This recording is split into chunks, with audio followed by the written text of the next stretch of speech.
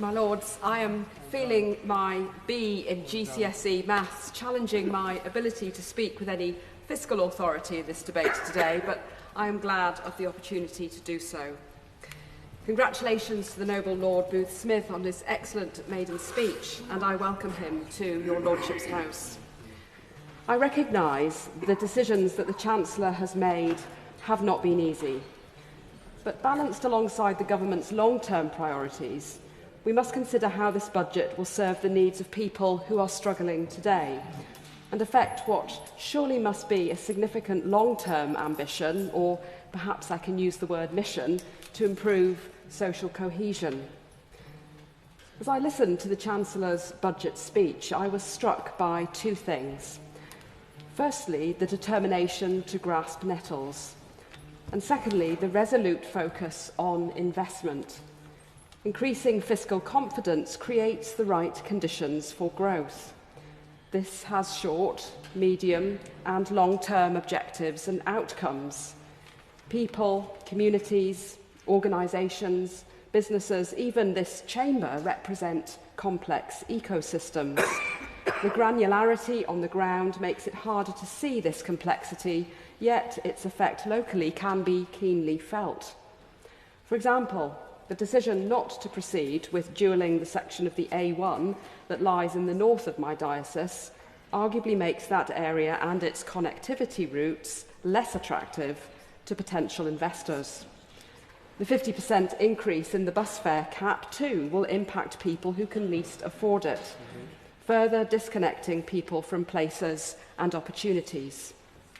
The flip side is welcoming the alignment of budget priorities with regional devolution. This is having a positive impact on the North East region. Increased voice, agency and confidence has the potential to raise aspirations. My Lords, last week I attended the Northern Farming Conference in Hexham.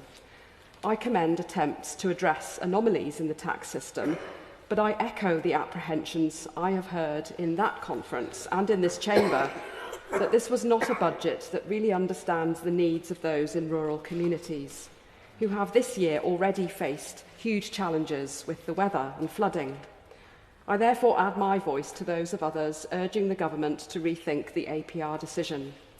Farmers have a key role to play in assuring food security in an ever-increasing volatile global context.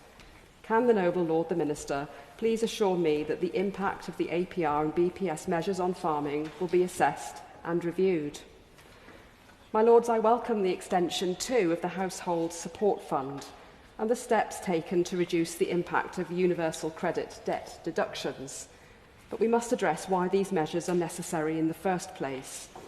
With a disproportionately high number of children living in poverty in the North East, I believe this budget missed a crucial opportunity to lift children out of poverty by removing the two-child limit and benefit cap. Child poverty is a stain on our society, and I urge the government to take bolder action in addressing its causes and consequences.